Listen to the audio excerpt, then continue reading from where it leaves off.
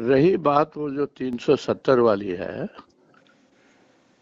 سر تب ڈاکٹر صاحب کا تقریباً دل ٹوٹ گیا تھا سر ہم؟ سر کہ یہ کیا ہوا ہمارے ساتھ. سر میں نے کبھی نہیں کہا کہ ڈاکٹر صاحب 370 کا ایبروگیشن کو سپورٹ کر رہے تھے. سر ڈاکٹر صاحب نے صرف یہ کہا تھا کہ اگر یہ کرنا ہی تھا ہم، تو ہمیں کانفیڈنس میں لیتے. آپ کو یاد ہے ڈاکٹر صاحب اور عمر صاحب ملنے گئے تھے چیف پرائم منسٹر بالکل سر، حسنین مسعودی، عمر صاحب اینڈ ڈاکٹر فاروق ہاں صاحب، 3 لوگ گئے تھے سب ملنے گئے کے تھے لیے. سب گئے تھے. سر اب وہاں کیا ہوا مجھے نہیں معلوم. سر جہاں تک مجھے علم ہے کہ وہ پرائم منسٹر صاحب نے ان کو کچھ نہیں بتایا. سر تو ڈاکٹر صاحب کا گلہ صرف وہی تھا. آپ سمجھ گئے میری بات؟ بالکل سر.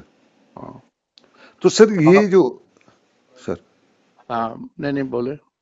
دولت صاحب، یہ جو امپورٹنٹ مدعا ہے نا کہ جس طرح ہندوستان ٹائمز میں چھپا ہے آپ یہ کو. بدماشی ہیں. سر اب کتاب سری نگر آ گئی ہوگی، آپ پڑھ لیجئے اس کو سر کہ اس کتاب میں کیا ہے. ہم تو ابھی کتاب نہیں پڑھے سر، لیکن صبح صبح ہی ہمارے پاس ہندوستان ٹائمز کا یہ آ گیا، تو اس کو لے کے میں بڑا کہہ رہا ہوں یہ بدماشی ہے، یہ مس ریپریزنٹیشن ہے. آپ کتاب آئے گی، آپ دیکھ لیجئے، پڑھ لیجئے کہ اس میں کوئی بھی برائی ہو ڈاکٹر صاحب کی. تو میں ڈاکٹر صاحب کو ایک بہت بڑا لیڈر سمجھتا ہوں.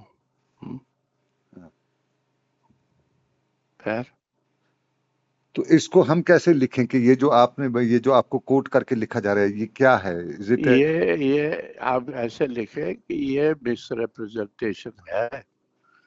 میں نے یہی کہا تھا جو ڈاکٹر صاحب نے مجھے کہا کہ یہ ہمارے کو بند کرنے کی کیا ضرورت تھی، اتنی فوج لانے کی کیا ضرورت تھی. اگر یہ کرنا ہی تھا تو ہمیں تو ساتھ لے لیتے.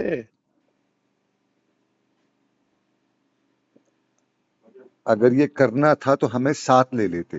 دیٹ مینس اس میں بھی آ جاتی نا بات سر کہ دیٹ فاروق صاحب واز ٹو سم ایکسٹینٹ کہ ہاں اگر کر لیتے delete is okay, that he was not against.